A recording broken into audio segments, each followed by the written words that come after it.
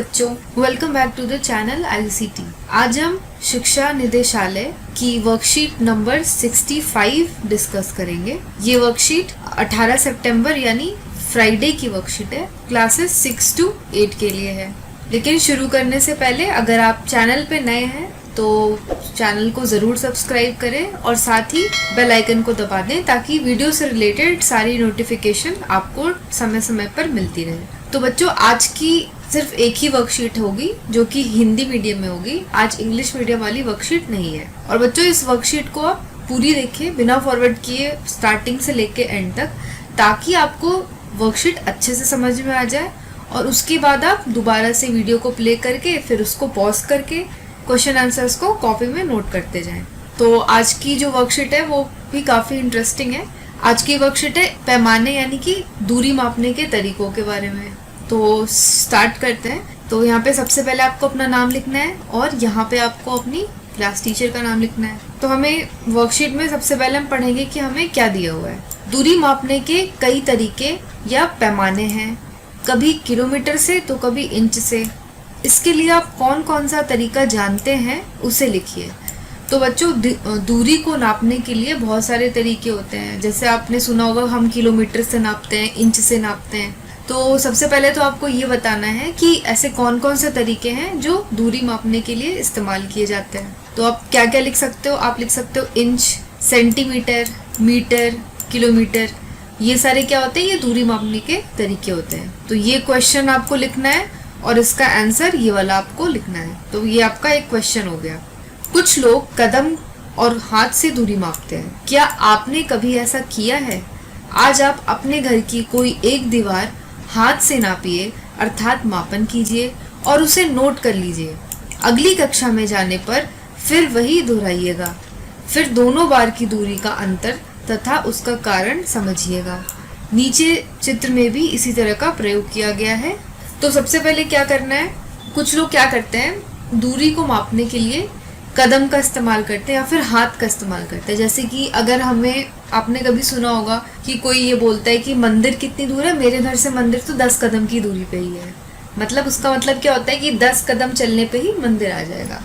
या फिर हाथ से हम नापते हैं कि ये 2 हाथ लंबा है। जैसे बोलते हैं ना कि कोई सांप निकला तो सांप 2 हाथ लंबा था। तो उस तरीके से दूरी मापने के तरीके होते हैं। कदम से भी नापते हैं लोग और हाथों से भी नापते हैं। तो ये एक एक्टिविटी दी हुई है, आपको क्या करना है, आपके घर की कोई भी दीवार को आपको नापना है अपने हाथों से।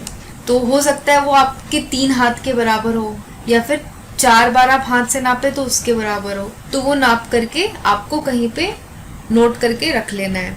फिर आप क्या करोगे, जब अगली कक्षा में जाओगे तो फिर से आपको वही दीवार को नापना है। तो अब क्योंकि आप अगली कक्षा में जाओगे तो कुछ तो आपका हाथ कुछ तो बढ़ेगा ही। तो उससे क्या होगा, जो आप उस टाइम नापोगे और जो अभी नापोगे उसके बीच में कुछ अंतर आएगा। तो वही अंतर आपको समझना है और लिखना है।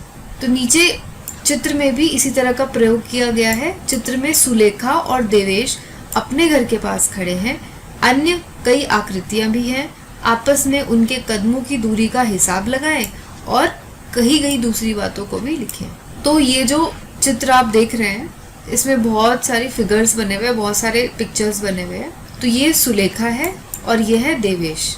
ये सुलेखा का घर है और ये देवेश का घर है। अब आपको क्या करना है, जो क्वेश्चंस दिए गए हैं उनके आंसर आपको इन चित्रों के माध्यम से ही बताने हैं। तो ये जो सुलेखा है वो अपने घर के पास खड़ी है और देवेश है वो अपने घर के पास खड़ा है। यहाँ पे आप देख पा रहे हो कि कुछ दूरी पे स्कूल बस है, फिर कहीं पे विद्यालय है, फिर एक घड़ी है। इस तरीके से बहुत सारी चीज़ें हमें दी हुई है।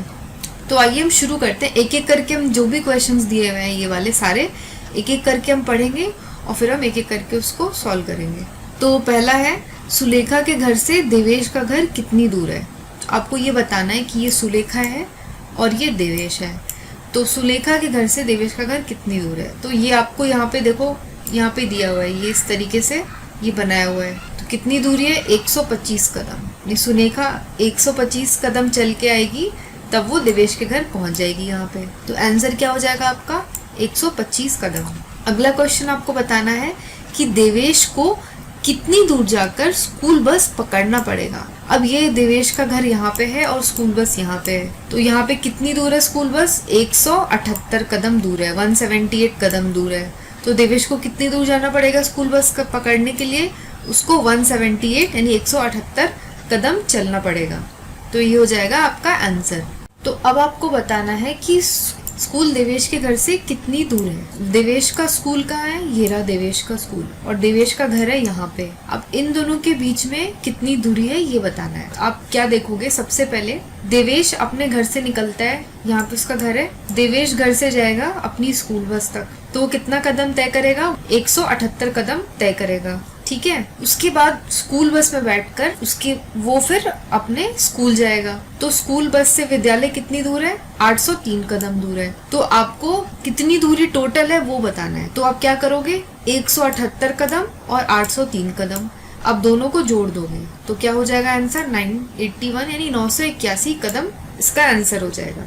अगला हमसे पूछा गया है सुलेखा और देवेश के घर से विद्यालय की दूरी में कितना अंतर है। अब आपको बताना है कि सुलेखा के घर से और देवेश के घर से, अगर सुलेखा अपने घर से विद्यालय जाती है, ये सुलेखा घर है, यहाँ से अगर वो विद्यालय जाती है और देवेश अगर विद्यालय जाता है अपने घर से, तो दोनों के बीच में कितना अंतर है ये हमें बताना है। तो अभी पिछले क्वेश्चन में हमने देखा था कि देवेश के घर से विद्यालय कितनी दूर है, तो हमारा आंसर आया था ना ये 981, 981 कदम आया था। तो देवेश के घर से कितनी दूर हो जाएगा विद्यालय? 981 कदम, तो हम 981 लिख देंगे।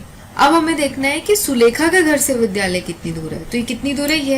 ये 567 यानी 567 कदम दूर है, तो हम यहाँ पे लिख देंगे 567।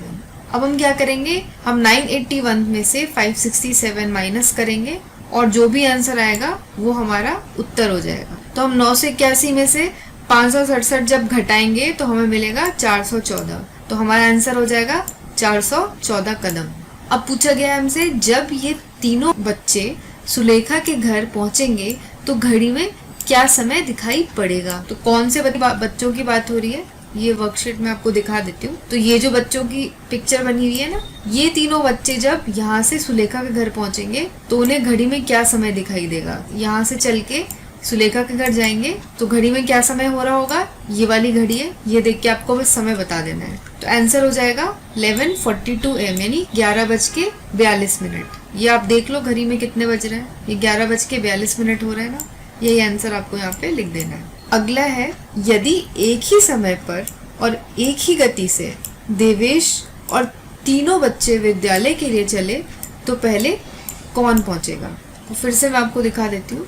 क्वेश्चन में क्या है कि एक ये देवेश और ये बच्चे जो है तीनों, इन दोनों की गति एक ही समान है और एक ही समय पे ये लोग स्कूल के लिए निकले हैं। तो सबसे पहले स्कूल कौन पहुंचेगा। तो हमने क्वेश्चन में निकाला था कि देवेश के घर से स्कूल कितनी दूर है, तो कितनी दूर था, 981 कदम दूर था। और ये बच्चे जो है इनकी घर से विद्यालय कितनी दूर है, ये बच्चे यहाँ पे, यहाँ से कितनी दूर है, 999 कदम दूर है। तो 981 और 999 में से कौन सा ज्यादा है, 999 ज्यादा है। तो ये जो तीनों बच्चे हैं इनको ज्यादा समय लगेगा अपने विद्यालय में पहुंचने में, बल्कि देवेश है उसे इन तीनों बच्चों से थोड़ा कम समय लगेगा। तो हमारा आंसर क्या हो जाएगा, देवेश, यानी देवेश जो है वो इन तीनों बच्चे से जल्दी अपने विद्यालय पहुंच जाएगा। अगला है बस स्कूल जाने के लिए सुलेखा से कितनी अधिक दूरी तय करती है। अब हमें ये बताना है कि ये जो बस है ये स्कूल जाने के लिए सुलेखा से कितनी ज़्यादा दूरी तय करती है। तो पहले हम देखेंगे कि सुलेखा स्कूल जाने के लिए कितना दूरी तय करती है। ये तय करती है 567 कदम और बस कितना दूरी तय करती है, 803 कदम। तो हमें क्या करना है, 803 में से 567 को घटा देना है, तो जो भी आंसर होगा वो हमारा उत्तर हो जाएगा। तो 803 माइनस 567 आएगा 236 यानी 236 कदम हमारा हो जाएगा आंसर। अब हमसे क्या पूछा गया है, आप स्कूल किस साधन से जाते हैं और कितना समय लगता है। अन्य बच्चे स्कूल किस साधन से जाते हैं ये लिखिए। अब ये क्वेश्चन आपसे पूछा गया है कि आप स्कूल कैसे जाते हैं और आपको कितना समय लगता है स्कूल जाने में, और अन्य जो बच्चे आपके स्कूल के वो किस साधन से जाते हैं, मतलब वो स्कूल कैसे पहुंचते हैं, ये आपको बताना है। तो आप क्या लिखोगे, मैं विद्यालय बस द्वारा जाता हूँ और मुझे 10 मिनट घर से विद्यालय पहुँचने में लगते हैं। तो ज़रूरी नहीं है कि आप बस से जाते हो सकता है आप पैदल जाते होगे, या आपके पास साइकिल होगी आप साइकिल से जाते होगे, या फिर आपके पापा हैं वो आपको साइकिल से स्कूल छोड़ देते होंगे। तो आप जैसे भी जाते हो वहाँ पे लिखोगे। जैसे अगर आप पैदल जाते हो तो आप क्या लिखोगे, मैं विद्यालय पैदल जाता हूँ। ये बस द्वारा की जगह आप यहाँ पे बस लिख दोगे मैं विद्यालय पैदल जाता हूँ। और मुझे, आपको जितना भी समय लगता है, अगर आपको 15 मिनट लगता है तो 15 लिखो, 10 लगता है तो आप 10 मिनट लिखो। तो ऐसे आपको आंसर लिखना है, मैं विद्यालय बस द्वारा जाता हूँ और मुझे 10 मिनट घर से विद्यालय पहुँचने में लगते हैं। उसके बाद दूसरा क्वेश्चन क्या था, अन्य बच्चे स्कूल किस साधन से जाते हैं। तो मेरे बाकी साथी भी अलग अलग साधनों से स्कूल जाते हैं, जैसे कोई बस द्वारा, कोई रिक्शा द्वारा और कोई पैदल ही विद्यालय जाता है। तो आपके जो बाकी साथी हैं, आपके क्लास के बच्चे हैं, आपके स्कूल के अन्य बच्चे हैं, वो कैसे आते हैं, कुछ पैदल आते होंगे, कुछ साइकिल से आते होंगे, कुछ रिक्शा से आते होंगे। तो ऐसे आपको लिखना है। तो ये हो जाएगा आपका आंसर। अब आपके मन में ये क्वेश्चन होगा कि क्या हमें ये सारी चित्र बनानी है। तो ज़रूरी नहीं है कि आप ये चित्र बनाओ, अगर आप बनाना चाहते हो तो आप बना सकते हो, वरना ये जो क्वेश्चंस और आंसर्स मैंने अलग से लिखे थे वो क्वेश्चंस आप लिख करके उत्तर को अपनी कॉपी में साथ में लिख सकते हो। तो बच्चों ये थी आज की वर्कशीट। आपको ये वर्कशीट कैसी लगी आप मुझे ज़रूर कमेंट करके बताना। और इस वर्कशीट से रिलेटेड आपके कुछ भी अगर प्रश्न हैं या कुछ भी आपके डाउट है तो वो भी आप मुझे कमेंट करके पूछ सकते हैं। तो आज के लिए बस इतना ही। मैं मिलूंगी आपको कल नई वर्कशीट के साथ। तब तक के लिए take care, stay safe and have a nice day.